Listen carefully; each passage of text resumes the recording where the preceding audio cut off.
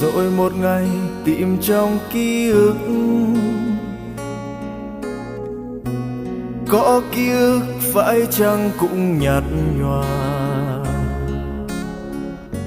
Rồi một ngày chị mây trong nắng đến đây và nói khóc làm chi, thoáng như một giấc mơ.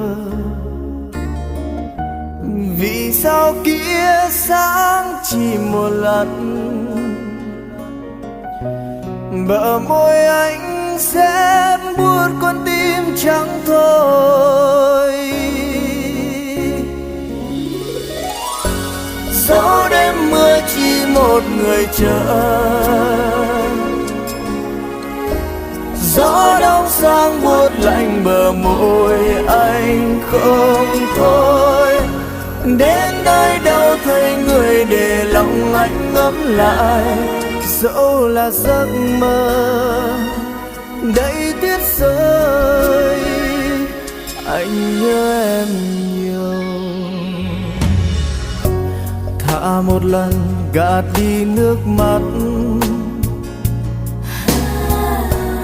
cố quên hết phút giây ta cười đùa.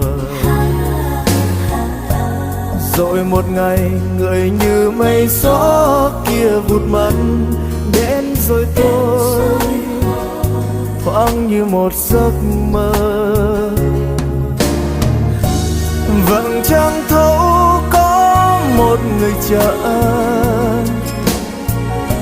ngàn mưa ngâu sẽ buồn con tim, chỉ còn chính tim ngày thôi.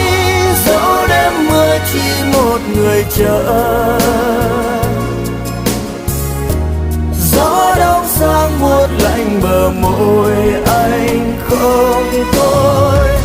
Đến nơi đâu thấy người để lòng anh ngấm lại, dẫu là giấc mơ đầy tuyết rơi, anh nhớ em nhiều.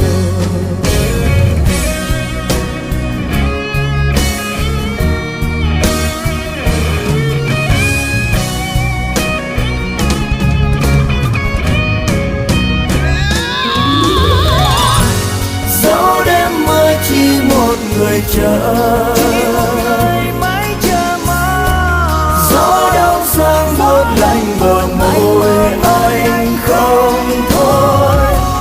Đến nơi đâu thấy người để lòng anh ngấm lại, dẫu là giấc mơ đầy tuyết rơi, anh nhớ em nhiều. Đến nơi đâu thấy người để lòng em ấm lại, dẫu là giấc mơ đầy xót xa.